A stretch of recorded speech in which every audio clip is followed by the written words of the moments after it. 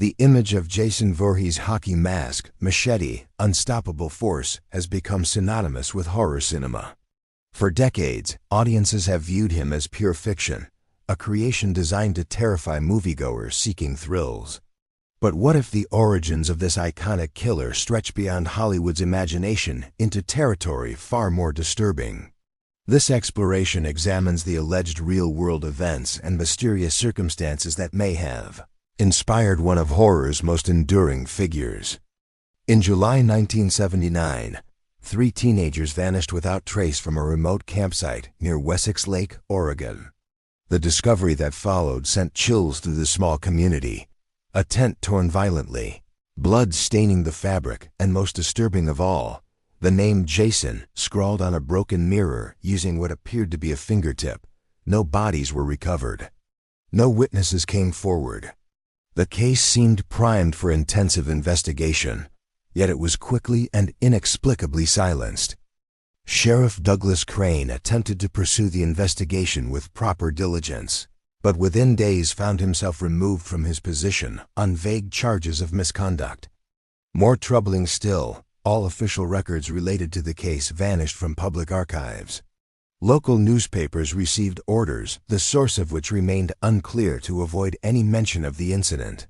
Residents who expressed willingness to discuss what happened faced intimidation from unknown parties.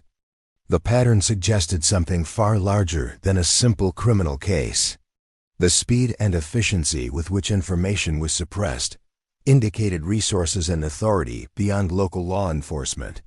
Something about these disappearances had triggered a coordinated effort to bury the truth, leaving the community trapped between their knowledge and their fear of speaking. Approximately 1 week after the disappearances, a stranger arrived in the small Oregon town. Alan Plowski identified himself as a screenwriter working for Paramount Pictures, claiming to conduct field research for a new film project. His presence raised immediate questions. Why would a Hollywood writer show such intense interest in a recent tragedy? Why was he purchasing old documents and, according to several accounts, paying locals for their silence? Plowski's particular fascination with the name Jason struck observers as both odd and unsettling. He questioned residents persistently, seeking details about the disappearances and any local legends connected to the lake. Most townspeople refused to engage with him, their silence suggesting knowledge they were unwilling or afraid to share. The writer's methodology seemed less like creative research and more like active investigation. One of the few willing to speak with Plowski was Jonas Carter, an elderly fisherman who had spent decades on Wessex Lake. Carter claimed to have witnessed something extraordinary the night the teenagers vanished.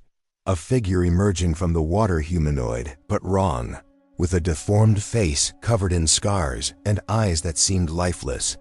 Days after sharing this account with the screenwriter, Carter was found dead on his porch. Official reports attributed his death to heart failure, a convenient explanation for an elderly man. However, neighbors reported hearing screams and metallic sounds the night he died. The body reportedly showed signs of struggle and unexplained scratches.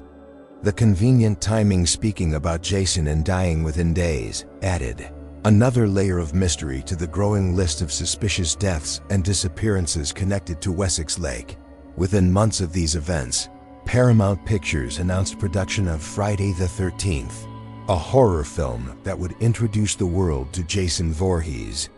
When early versions of the script circulated, those familiar with the Wessex Lake case noticed disturbing similarities: a deformed boy, a remote lake, campgrounds as the setting for violence. The parallels seemed too specific to be coincidental, yet the official stance maintained that the film was purely fictional. The timing raises uncomfortable questions. Did Hollywood stumble upon a real tragedy and exploit it for entertainment? Or was the film itself part of a larger strategy to transform genuine horror into fictional narrative, making any truth-tellers seem like confused individuals unable to distinguish movie plots from reality? By turning Jason into a pop culture icon, perhaps the real story could be permanently buried beneath layers of fiction. In 1981, Martin Doyle, a former police officer turned private investigator, received an anonymous package containing a videocassette. The nighttime footage showed a tall figure wearing a crude mask, standing motionless among trees, watching teenagers in a cabin. The location appeared to be Oregon's woods, specifically the area surrounding Wessex Lake. The camera shook with the operator's fear, and the only audio was heavy, labored breathing. The footage obsessed Doyle. He traveled to Wessex, finding a community that seemed frozen in time, old shops barely maintained, empty streets, residents who watched newcomers with wary suspicion. Whenever he mentioned the lake, conversations abruptly changed direction. When he spoke the name Jason, reactions ranged from tears to immediate departure. The name itself seemed to carry a curse that no one dared invoke.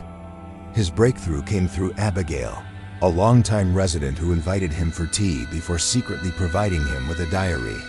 The journal had belonged to Pamela Voorhees, identified as Jason's mother. Its pages described her time in a psychiatric facility, the abuse she endured there, and her raising of a severely deformed child, a secret that official records seemed determined to erase from history. According to Pamela's diary, Jason was born in 1962 under horrific circumstances at a psychiatric facility. She managed to escape with her infant son, raising him in isolation in a forest cabin near Wessex Lake. The boy's severe physical deformities made normal social integration impossible, so mother and son lived apart from the world, finding peace in their seclusion. When Jason was 7 years old, their sanctuary was violated. A group of teenagers broke into the cabin to use drugs away from adult supervision. They discovered the deformed child, and rather than showing compassion or simply leaving, subjected him to cruel mockery. In an act of unimaginable cruelty, they doused the boy with gasoline and set him aflame. Pamela arrived as the attackers fled, finding her son badly burned. Jason survived the attack but was left even more disfigured than before. The incident shattered Pamela's already fragile mental state. She developed a delusional belief that the teenagers hadn't truly died, but were disguising themselves to return and finish what they had started. This paranoia drove her to begin abducting and murdering young campers, convinced each was one of her son's attackers in disguise. Eventually, authorities caught Pamela Voorhees and deemed her criminally insane. She was committed to a psychiatric facility, where medical professionals attempted to treat her profound delusions. For a brief time, it seemed the tragic story might end there, a broken woman receiving the care she desperately needed, even if it came too late to prevent the deaths she had caused. However, 1 month after her institutionalization, Pamela vanished from the secured facility. Medical records vaguely mentioned an escape, but provided no details about how a closely monitored patient with severe mental illness could simply disappear. Before vanishing, she left one final message, written on her cell mirror: "He's ready now." The cryptic phrase suggested something or someone had been prepared, but staff had no idea what she meant. With Pamela gone, Jason's name once again faded from official records. It was as if authorities were relieved to forget the entire disturbing saga: the deformed child, the vigilante mother, the string of murders. Wessex Lake returned to its surface calm, though residents knew the waters ran far deeper and darker than outsiders could imagine. Martin Doyle's investigation led him to Pendleton, the facility where Pamela had been confined. In incomplete archives, he discovered a blurred photograph of a child wearing a crude mask, alongside a notation that read, "In case of emergency, activate Jason." The patient's name was obscured, listed only as the boy from the lake. The phrase, "activate Jason," suggested something beyond a mere patient. It implied an asset, a weapon, something to be deployed rather than treated. He tracked down Robert Lang, a former psychiatric nurse who had worked at Pendleton during Pamela's brief stay. After much hesitation, Lang confessed that Pamela had repeatedly insisted Jason had returned in monstrous form, seeking revenge for what had been done to him. She claimed her son wasn't dead, but waiting, biding his time until the moment was right to exact justice for his suffering. After Pamela's escape, Lang received orders for what he described as a secret mission: locate Jason and eliminate him permanently. The phrasing disturbed Martin. Why would medical staff be tasked with hunting down and terminating a patient? It suggested Jason was viewed as something dangerous, something that required eradication rather than treatment. Further investigation uncovered a report from Frank Adler, an ex-government agent, detailing a classified operation to silence Jason. The document referenced a designated zone around Wessex Lake where bodies had never been recovered, as if the area itself consumed evidence. The paper trail pointed toward government involvement at levels far above local law enforcement. Martin's search brought him to a neglected forest area where Wessex Lake had reclaimed much of the surrounding land. There he found an old cabin, half submerged and covered in moss, slowly being swallowed by nature. Inside, he discovered ashes, a leather mask worn smooth by time, and a faded photograph of a child. On the back, written in an unsteady hand, "He will return. And when he does, the blood will be mine." The discovery sent chills through Martin. This wasn't historical curiosity anymore. He felt a palpable sense of evil stirring in that place. He took the photograph and fled the cabin, sensing he had crossed some invisible threshold and was no longer welcome. That night, staying at a motel to review his findings, the power suddenly cut out. Moments later came a knock at his door. He remained silent. Another knock, louder and more insistent. Looking through the peephole revealed no one. When he finally opened the door, he found a crude, wet mask lying at his feet, identical to the one in the cabin. Terrified but determined, Martin drove through the night to reach the nearest city. He delivered all his evidence to Lisa Harrow, a journalist with a reputation for exposing military and government cover-ups. Initially skeptical, believing the entire story might be an elaborate hoax, her attitude changed when she played the videocassette. The breathing, the movement, the eyes visible through the mask, it all felt too authentic to be fabricated. Lisa traveled to New Jersey to consult Dr. Alan Krebs, an expert in folklore and government secrecy. After analyzing the tape, diary entries, and official reports, Krebs reached a disturbing conclusion. Jason was part of a failed Cold War experiment. During that era, the government funded numerous black projects exploring unconventional weapons and psychological warfare techniques. Krebs showed Lisa a document labeled Project Revenant, which listed test subjects exposed to extreme trauma, forced mutations, and psychological conditioning. The goal was creating fear-based weapons entities that could terrorize enemy populations while being essentially indestructible. One subject had survived multiple termination attempts. His name was redacted, but the location was clear: Wessex Lake. According to Krebs' analysis, Project Revenant was officially terminated in 1973 after being deemed a failure. However, he believed Jason had been accidentally activated, his childhood trauma and subsequent conditioning making him an unstoppable force. The theory suggested Jason no longer experienced pain, required no sleep, and couldn't be killed through conventional means. His psychological programming centered on a single imperative: hunt anyone who disturbed his territory around the lake. This interpretation reframed the entire narrative. Jason wasn't a supernatural entity or a simple revenge-driven killer. He was a government experiment that had escaped containment. The coordinated suppression of information, the mysterious deaths of potential witnesses, the involvement of federal agents, all of it made sense if Jason represented a classified military failure that couldn't be publicly acknowledged.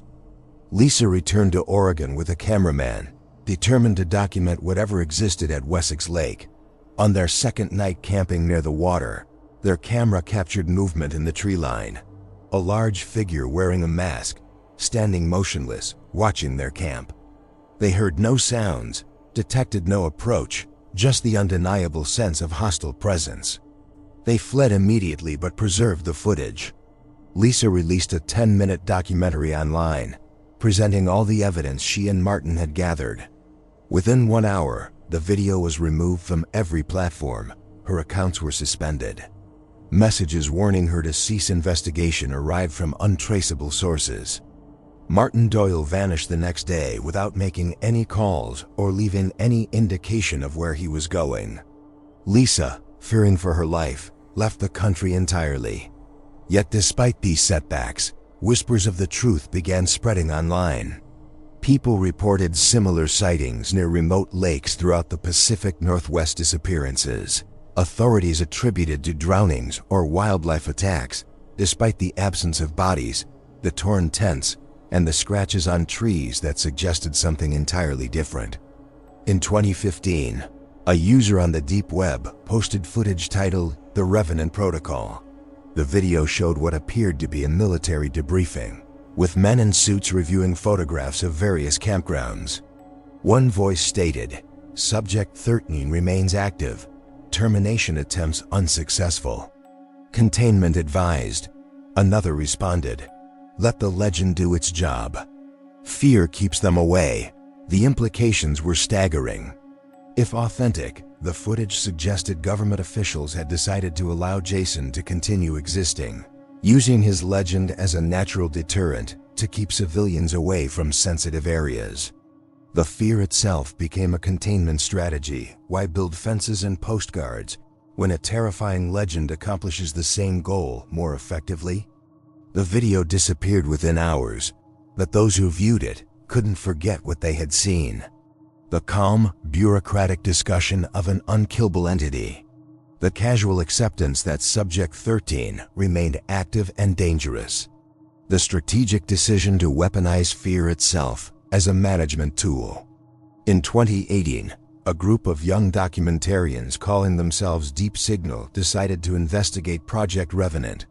Equipped with cameras, drones, and experience creating viral videos about abandoned places, they headed directly to the outskirts of Wessex Lake, what they dubbed the heart of the legend. For 2 days they found only silence, dense forest, and ruins of old facilities. But on the third night, their drone captured something. A tall figure standing motionless at the forest's edge, staring directly at their campsite. When they returned to review the footage, the file had vanished from their equipment, deleted by some unknown means. One team member, Kayla, discovered a rusty hatch buried beneath leaves and roots. They filmed everything, documenting the concrete corridor they found below, its walls covered in symbols scratched by nails or knives. At the corridor's end stood a steel door, locked but not silent. Low, guttural sounds emanated from beyond it, like something had been breathing in that space for decades. That night, Tyler, one of the team members, disappeared after leaving camp briefly. Hours of searching revealed nothing until they found his lantern floating in the middle of Wessex Lake. The discovery was impossible. Reaching that location would require swimming dozens of meters in mere seconds, and Tyler couldn't swim. Terrified, Kayla and Jonah fled the forest. They went to police with their footage and recordings, but every file had somehow corrupted. The video was gone, the audio silent. Police officers smiled condescendingly, suggesting they had seen a bear or hallucinated from stress. "It happens a lot out there," they said with knowing looks. Kayla never spoke publicly about the experience again. Jonah disappeared months later but managed to send an encrypted USB drive to a private forum for paranormal researchers before vanishing. The incomplete contents included portions of a diary attributed to someone named Dr. Myers, detailing experiments at Wessex Lake. Dr. Myers' diary entries described experiments conducted under the banner of national security, allegedly to develop fear control capabilities. But the text betrayed deep moral conflict. What we did there was inhumane. The child died and then came back, not like before. Now he listens to the lake. Another section, written in shaky handwriting, read, "The mask, it's his. The connection isn't broken. It's just waiting." The fragment suggested Jason had indeed died, perhaps during the initial experiments, or perhaps earlier during the childhood attack. But somehow he had returned, transformed into something that responded to the lake itself. as if the location served as both prison and power source. The alleged story behind Jason Voorhees presents a disturbing possibility that some horror legends might serve purposes beyond entertainment. If even partially true, Jason represents a catastrophic failure of government experimentation, an unkillable entity created through a combination of trauma, cruelty, and scientific hubris. Rather than admit this failure, authorities might have chosen to transform the truth into fiction, letting Hollywood create a cover story while using the legend itself as a containment strategy. The pattern of suppressed information, disappeared investigators, corrupted evidence, and coordinated silence suggests an ongoing operation to manage something that cannot be eliminated. Whether Jason Voorhees is truly an undead government experiment or simply an urban legend that has taken on a life of its own, the story reminds us that sometimes the most terrifying monsters are those we create ourselves through cruelty, through ambition, through the willingness to sacrifice humanity in pursuit of power. And once created, such monsters may prove impossible to destroy, leaving us only the option of containing them through fear, silence, and carefully maintained legends that hide the truth in plain sight. Retry Claude can make mistakes. Please double-check responses. Sonnet 4.5